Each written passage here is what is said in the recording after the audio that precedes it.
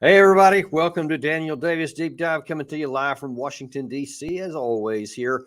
Got a great show for you today on a very trending topic. Unfortunately, it's something that's continuing to go on with the Israeli-Hamas war. Seems like there's something new every day. We've got some new things to discuss today. But joining us today, actually, we have Max Blumenthal, who is the editor-in-chief of the grayzone.com magazine, I guess, if you call it that. I'm not sure what the right term is. Max is also an award-winning author of several books, most recently Republican Gomorrah, Inside the Movement That Shattered the Party. Welcome to the show, Max. Good to be here, and that was my least recent book, but oldie but goodie. I'm sorry, got that wrong, but it's one of the most interesting, I guess. What is that? What was the gist of that? The no kidding, the bottom line of what did the Republicans do to themselves? That book was a book I wrote in 2009, and I'd probably have to write Democratic Gomorrah now about what the Democrats are doing to themselves. But that book really encapsulated the collapse of the George W. Bush wing of the Republican Party. And you can see through the exploits of Nikki Haley and Mike Pence and everyone who tries to get on stage to challenge Donald Trump and really embraces the old school politics that fused the Christian right and the neoconservative wing of the Republican Party. It's not really falling on fertile soil with the Republican base after the housing crisis and the various catastrophic wars in the Middle East. And so you've seen since then, in my last book, I kind of explained this in The Management of Savagery, how the neoconservative wing that animated Bush's foreign policy has transitioned into the Democratic Party, and how these wars in Afghanistan and Iraq actually brought Donald Trump to office. And Donald Trump was really the first candidate, period, to challenge the post 9/11 wars directly and speak to the moral injury that so many in the red states had experienced because they disproportionately fought these wars. Right. Yeah. And you see with the latest Republican debate the other day, where especially Nikki Haley and some others are still trying to push that same line of you got to go and punch Iran. So, yeah, it's not really helpful. Yeah, and Vivek Ramaswamy hammered Nikki Haley on her inability to even name the three regions. Right. I mean, he called them provinces where she wanted Americans to go fight and die in eastern Ukraine, and that really that's the essence of the kind of candidate that the neocons seek out. They always want someone who's a governor who has no foreign policy experience, and they become their rent-a-brain and tell them which countries to bomb. And Nikki Haley's the one. And as someone with the at least the title of UN ambassador on her name, one would think that she would be a little bit more knowledgeable about that, but she seems much more fluent in the neocon let's go bomb somebody routine, unfortunately. Definitely. Chris Christie's the same way. I remember actually running into John Bolton in Dulles Airport on one of those no, sorry, he was in Atlanta on their endless monorail. And John Bolton was just sitting there. This is before he had his big Fox gig and was in the Trump administration. So he wasn't really that popular of a figure or well known. And I said, "Who do you want for president?" This was 2008. He said, "I want a governor. I think we need a governor. And, Chris Christie is going to be my guy." And he was basically saying Chris Christie is the least fluent on foreign policy, and I'll just be able to get him to bomb Iran. And that's precisely what he said to me. Wow. And he certainly tried to do that with Trump on Iran. It just fortunately Trump didn't bite. Yeah. He just sabotaged everything else, though. True, and he definitely we could talk a lot about that. We talked about some of the North Korea stuff that Bolton screwed up that Trump could have done some good. But definitely, I digress. We're here to talk about the Israel-Hamas situation here, and you've done a lot of good work here lately, and I want to dig into some of that here. But for our audience here to sort of set the stage for what's going to follow, I want to show you some of the recent developments and things that some of our leaders have been saying, and some of the real problems this is starting, or not just starting to, but it's illuminating some real problems that are coming. First of all, yesterday on ABC News, Anthony Blinken went on to talk about some of the issues that's going on with the Hamas war, and specifically in our relations with Israel. If you're continuing to send these weapons without any accounting for how they are used except talking to the Israelis, what other leverage can you use to make sure they take greater care in this campaign? There's a gap between the intent and the results, and that's the gap that we're trying to make sure is closed. Look, Israel has to take steps not only to defend itself against the ongoing attacks from Hamas, but against Hamas's stated intent to repeat October 7th again and again.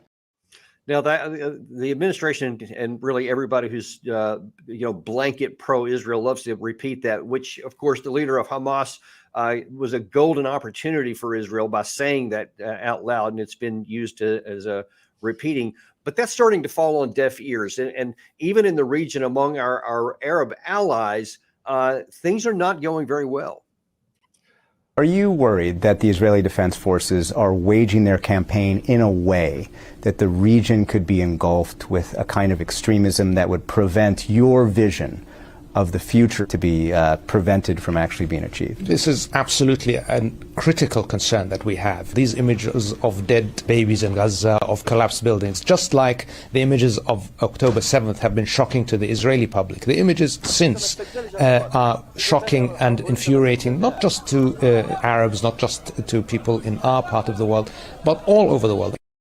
Now, you're also starting to see, now that was PBS, and this, I'm going to go back to ABC News again here. You're starting to see more mainline American media outlets being willing to call things out for what they are.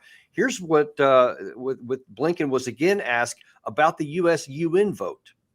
When it comes to the U.S. being the only country to vote against a UN ceasefire resolution on Friday. We have been a strong proponent of humanitarian pauses with the stated intent of repeating October 7th again and again and again. That would simply perpetuate the problem. So he gave a non-answer there about why we were the only ones in the Security Council that did not call for an immediate ceasefire for the purpose of saving the Palestinian people from additional slaughter. But now we're seeing that not only some of our Arab allies, but also some of our NATO and European allies were not happy about it. Unfortunately, once again, this council has failed with a lack of unity. And by refusing to commit to negotiations, the crisis in Gaza is getting worse, and the council is not completing its mandate under the charter. Now, Biden also has some potential motivation to try and do the right thing, and I wish it was just because it was the right thing, but he also has some political cost it's starting to mount. Tens of thousands of people in the U.S. have held countless pro-Palestinian marches demanding he do more and pledging they will never vote for Biden again. It's going to be a hard no for me. It's going to be a hard no. Yeah. Okay. Not to say I'll vote for the other party either, but I'm going to have to see if there's an independent candidate that I can get behind. And it's showing up in the polls, as the American media keeps pointing out. He is 50 points underwater with the youngest group of voters. Now, back into the Israel where the war is going on, hopefully Israel may be having some motivation to do the right thing as well, because their war is not going as good as it's talking about. And Max, I know that you've been reporting on this about the IDF casualties, and we're going to get right to that in just a second. But here's it's at least publicly being reported. Israeli soldiers are finding themselves in situations where they are coming under attacks from tunnel shafts. Remember also, the unexpected weapon that Hamas is using in this war are anti-tank missiles and RPGs, many more of them in the hands of Hamas than Israel had anticipated. And that has also really shot up the fatality numbers on the Israeli side. You know, it's kind of interesting the way they put that there, that, it took Israel by surprise, which seems to be a theme all the way back prior to October 7th, that the Israeli intelligence doesn't seem to be laying the groundwork very effectively for their own side even. But ultimately, Max, and this is one of the things that's really been driving us here at the Deep Dive, and I know some of the things you've been reporting both on your Twitter feed as well as at the Gray Zone, is the cost to the Palestinian civilians. As bad as it was what the Hamas terrorists did to Israeli citizens and civilians on the 7th of October, it pales into insignificance as to what's continuing to happen to the Palestinian civilians. There is no Iron Dome in Gaza, where more than 18,000 people have now been killed, according to Hamas. Khan Yunis, where thousands had sought refuge, now a battleground. ABC producer Sami Ziara is there. As you hear in the background, the exchanging of fire, the ground vision continue for the 5 days. Sami has been forced to move his family 17 times since the war began. He's desperate to keep them alive. My concern only how to protect my family from the war. My kids, they consider me that I'm a shelter for them, and I'm not. Nearly 85% of Gaza's 2.3 million people have been displaced, according to the United Nations, who say there's no safe place to flee. Max, the stated objective of this war for Israel is to destroy Hamas so that Israel can live in peace. Is that a realistic objective? No, they don't actually have. Israel has no objective in this war. It's what you see there in the final clip is the objective of the war, and much of that objective is determined by the political psychology and emotional deformity of the Jewish Israeli public over decades and decades of sustained conflict and colonization. The Biden administration has no strategy. The Israeli and U.S. regime, which is in many ways an amalgamation of elite forces, has no plan for the day after. They think this is Ukraine or something. And you look at what's happened there. And the Israeli military's battlefield tactics are not working. So Biden himself has fallen into a huge trap by going over and bear hugging Netanyahu and with Tony Blinken going to Israel and saying he comes there as a Jew. They've fallen into a giant trap that will destabilize the region. And it evinces a complete lack of understanding of Hamas itself, of the position of Palestinians, of why October 7th happened, and a hubris about their own ability to bring about some kind of peaceful resolution, which they don't have. And so we're seeing an acceleration of the decline of American leadership and an exposure of the complete lack of moral rectitude of the Western powers. And we can talk about any of these elements for the next hour. I think one thing that's significant, first of all, relating to the report you showed on the armed resistance of the Palestinian factions, which do not just include Hamas. Every faction of every political stripe is participating in the battle in Gaza. This was completely expected. I wrote a book called The 51-Day War about Israel's war in Gaza in 2014. And all of the tactics we're seeing on display by the Palestinian guerrilla factions were on display in 2014, and they were enormously effective during the brief period when Israel brought its infantry special forces into Gaza. Well, and again, that just leads to the point where at that couple of clips past that I played, where Israel is surprised by this. And then, she was specifically saying some of the tactics that Hamas is using, but I'm sure that that's the same ones that you probably wrote about in 2014. And one wonders, how can they be surprised by this?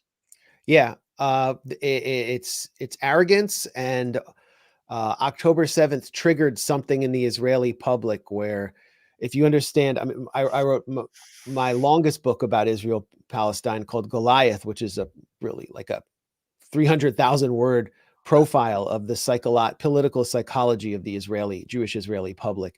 They're so immersed in a very warped history of the Holocaust, and they're constantly reliving it and then playing it out against the people that didn't participate in it.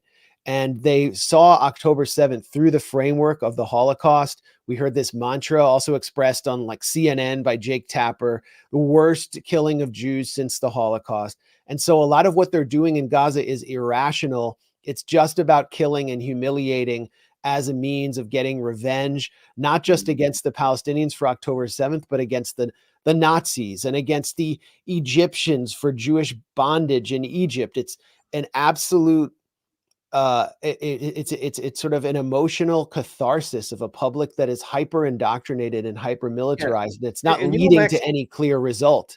I can understand. Some of those things, they happened. They truly did happen. So there's understandable that people will be concerned about that. But what I'm really puzzled by, and I wonder if you have any of your research has gone into this, as to why, especially the American public, can't say that two things can be true at the same time, that the Holocaust happened and it was terrible for the Jews, but that what we see on a daily basis in the Gaza Strip with like some of the scenes that we just showed a minute ago, where you had, these kids that are being killed and bodies, just on a daily basis keep going up. Why do we not have the compassion for those innocent civilians instead of only the, whatever it was, 1,000 or several hundred Israeli civilians that were killed on the 7th of October? Well, only 1.8% of Jewish Israeli citizens, according to a recent poll, believe that Israel has used too much firepower in the Gaza Strip. Whoa. No, was that low? Yeah. And over 50% believe Israel has not used enough. So that also speaks to the way that they've been propagandized about what actually happened on October 7th. The American public is different. Obviously, Joe Biden's base feels differently. They want a ceasefire. A majority of Americans would support a ceasefire, but a majority of Americans aren't even making decisions in our own country. What we see happening on college campuses, where college campus presidents are being fired, they're being fired because of the wishes of the billionaire class that dictates what happens on campus, because they pay for the buildings, they pay for the classes and the endowment. So the Democratic Party itself is not democratic. Who's going to pay for Joe Biden's reelection run? It's not those people you saw protesting for Palestine. He's willing to lose Michigan even for that. But what we're also seeing is the collapse of institutions that were supposedly set up to prevent what we're seeing in the Gaza Strip. Whether it's the UN, with one veto by the US, the entire institution collapses. You can see the aid that even the United States is sending through USAID is not going into Gaza. It's definitely not reaching northern Gaza. Over 50% of the population in Gaza is now starving, does not have enough water to get through the day. That's a deliberate decision by Israel, which controls all the aid that comes in through Egypt. And they're not allowing aid in, including they're going in, and I spoke to a very good source who's very close to what's taking place there. They're taking all the anesthetics out of the trucks so that doctors in these hospitals, which Israel has destroyed, like Shifa Hospital, Indonesian hospital, totally destroyed. Whatever hospital infrastructure is left, they're not able to perform operations on children who are getting amputations with anesthetic. It's a so what's the purpose of that? I mean, why would they withdraw that stuff? I mean, is the intent to literally destroy the people of Palestine, or is it to cause like Egypt and some of these others to take them out, or do they care one way or the other? That's why I say Israel has no real military objective. It's not about Hamas, so it's not exactly a political objective. It's almost a historical objective, which is to end the Palestinian people as a people and force them to merge back into the Arab world. And so they've put forward a plan to manufacture a humanitarian catastrophe, push them into the Sinai desert, force Egypt to take them all, and gradually just thin out the population of Gaza, as Ron Dermer, a special advisor to Netanyahu, former ambassador to the US, has explicitly stated in Israeli media. And this all speaks to the wider doctrine of the Dahiyya doctrine put forward by former Israeli Chief of Staff Gadi Eisenkot during the Second Lebanon War in 2006, which is to attack towns and civilian infrastructure in which attacks originate. And he said, this isn't hypothetical. This is a strategic plan. So you can listen to the Israeli leadership right now and what they're saying. The Palestinians are Amalek. That was the word. Those were the words of Netanyahu. Right. The tribe that attacked the Hebrews as they fled Egypt and were completely eliminated by God in the book of Deuteronomy. There's supposedly an Amalek. Let me just make this point real quick. There's an Amalek. There is an Amalek. There's a panel in Israel that decides targets, and they supposedly have an Amalek doctrine where they can define any person as Amalek. And according to Richard Silverstein, who's a blogger who has very good security sources in Israel, my friend, Dr. Rifat Al-Arir, who is a Palestinian poet and author who had tweeted some things that upset pro-Israel forces, was defined as Amalek. And he was assassinated this week, along with 6 members of his family, in a surgical strike on his apartment. So this is the doctrine they're putting out there for the American leadership. And then Blinken and Biden are saying, oh, well, we're just asking them to kill less. And we're not sure why this is happening. Well, here's what Netanyahu said. I think it's just yesterday. Dozens of Hamas terrorists have been surrendering to our forces. They are laying down their weapons and handing themselves over to our heroic fighters. It will take more time. The war is in full swing, but this is the beginning of the end of Hamas. I say to Hamas terrorists, it is over. Don't die for Sinwar. Surrender now. Now, I think you have some things to say about that whole apparently staged operation anyway, but this really gets to the bigger issue that I want your view on even the feasibility of this. Let's just say for a moment that Israel actually can't force anybody to go. Let's say that Egypt and Jordan and some of these others stand firm and they say, no, we're not going to allow you to get rid of your problem by permanently getting rid of the Palestinians, so you're going to have to keep them. If that's the case, I don't think it's possible for Israel to literally kill all of these people or see them all die of starvation or disease and still maintain the support of the United States, because I think there is some limit there. So it seems to me then that the most likely outcome is that Israel is undermining their own future security, not bringing it more secure. Well, yeah, I don't know where to start there. What Netanyahu is doing is lying to the American public and lying to the Israeli public, somewhat successfully. I mean, I think a lot of the Fox audience believes this, but they took all these men, hundreds of men out of UN schools where they were sheltering because everyone's home is destroyed in northern Gaza in the Jabalia refugee camp. And they stripped them naked, stood them on the street, and basically planted weapons on them and told them in various staged clips to hand over weapons. And then they said that they had that Hamas's entire Jabalia battalion had surrendered. Meanwhile, fighting continues to rage in Jabalia, and Israel is losing its men. So this is just a lie. I mean, Israeli media has even called this out as a giant lie, but it doesn't matter. They need to project some image of victory to the Israeli public and the Americans to maintain political space for this war, and that's what's happening. And it's not actually improving Israeli security. Right. Netanyahu's plan or his general modus operandi had been to quote unquote mowing the lawn.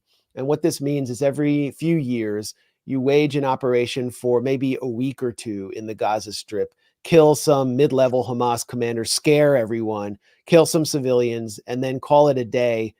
And you move back to managing the occupation, giving a few thousand work permits here and there, letting Qatar send money in. And this model failed with October 7th because despite whatever aid was going into Gaza and the illusion of normalcy, people were still under siege. There were huge protests up and down the Gaza Strip this July, which should have been a harbinger of October 7th. People were getting desperate and the volcano was getting ready to explode. Yeah. But Netanyahu and his people ignored it because they think that, as with the West Bank, they can just manage the occupation. Now the volcano has erupted, and what I think they fail to understand is that any victory they achieve by planting flags in some square in Gaza City will be illusory, because Hamas made a decision on October 7th never to return to government, that they no longer wanted to govern this besieged entity, and that they will move into permanent resistance. Now imagine if the Palestinian Authority, which is already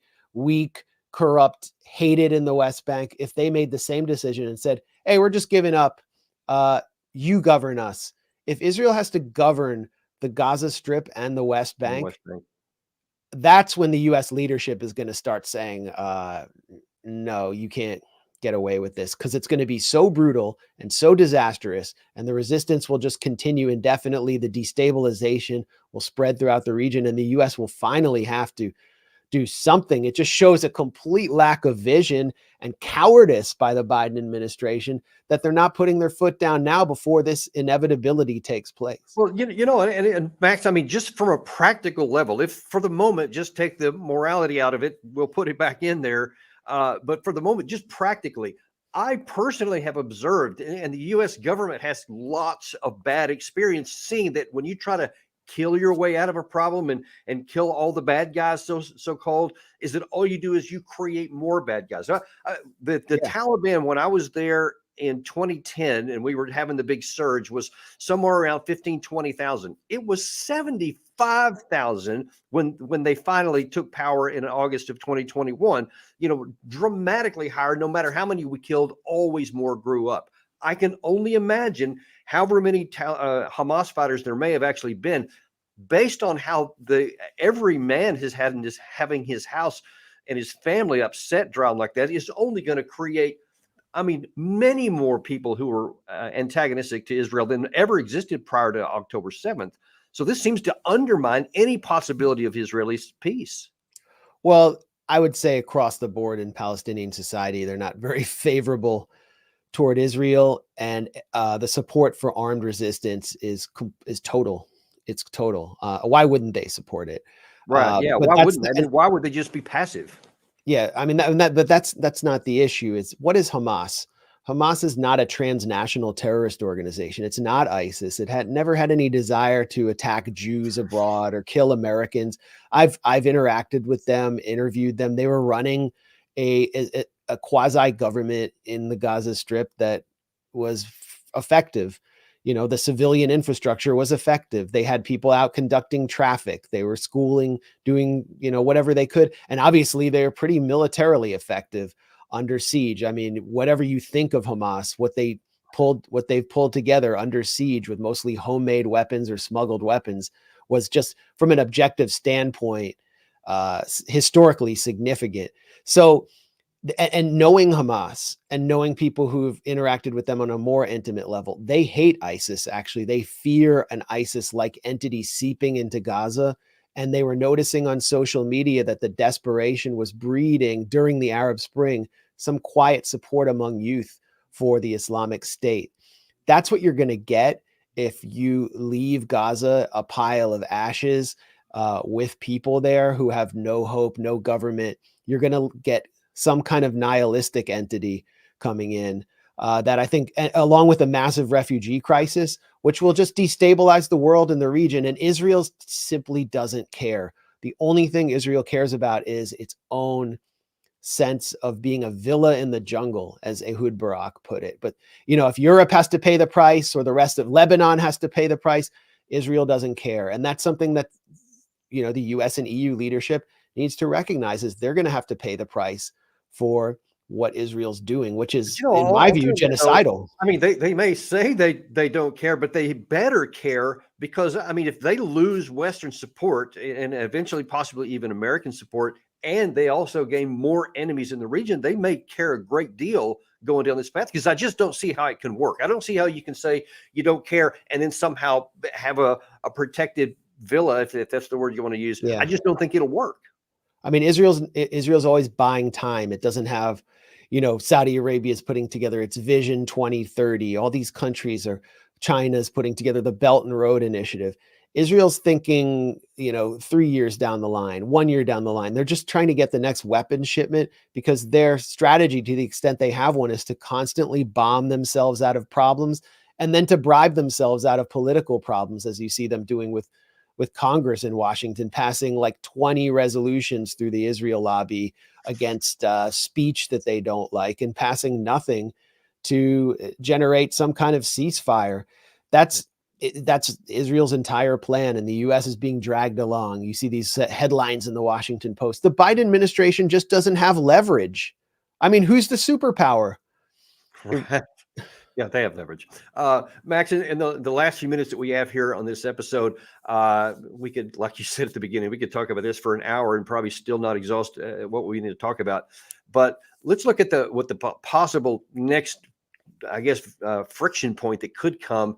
And to what extent do you believe it's possible that a lot of Arab and Muslim pressure could come on Hezbollah to actually take action? We saw actually just a couple of days ago, both Netanyahu and his Minister of Defense given pretty open warnings that they may launch a preemptive attack into Hezbollah in the north. And if that happened, what extent do you think that could open up a northern front against Israel that maybe they couldn't handle? Yeah, both Hezbollah and Israel are striking deeper into one another's territory. Israel reportedly used white phosphorus in southern Lebanon today Yoav Gallant, the Israeli defense minister, has told the Americans he plans to go in unless the U.S. does something, which means that the U.S. and Israel are not on the same page there. The Saudis have attempted to bribe Iran into pulling back its allies, including Hezbollah, but also Ansar Allah in Yemen, which is stopping all Israeli shipping and waging drone and ballistic missile attacks on southern Israel. And it's not working.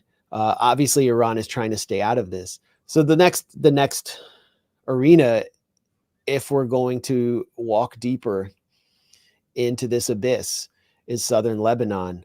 And that's a problem for Israel. That's a huge problem, obviously, because Hezbollah is not operating under siege.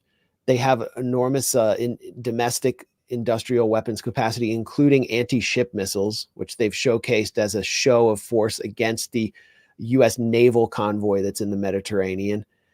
And they have weapons that we don't even understand yet, that we don't even know about. They have pretty advanced drone technology. Israel gamed out several scenarios of a direct conflict with Hezbollah back in 2017, and they determined that they'd be able to take and hold several villages in northern Israel.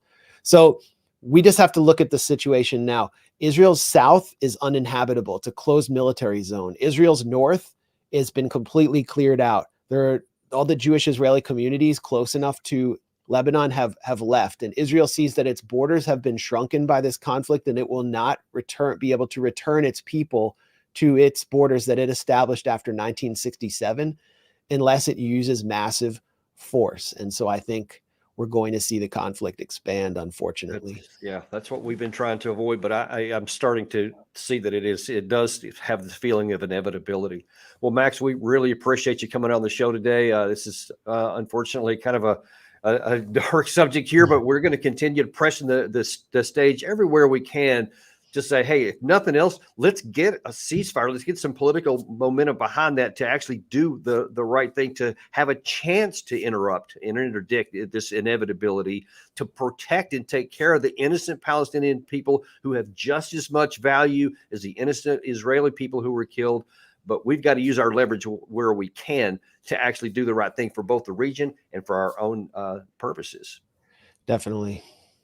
Well, thanks for coming on, and we'd definitely like to have you back, because this is going to continue on, and we're going to keep bringing people the unintimidated and uncompromised truth of this so that you can make sense of your world. We ask you to like and subscribe so you can keep on getting this good information, and join us actually at 3 p.m. today. We're going to have John Mearsheimer going to talk to us about what's going on in the other big war, the Russia-Ukraine conflict. We will see you then, and thanks for coming to Daniel Davis Deep Dive.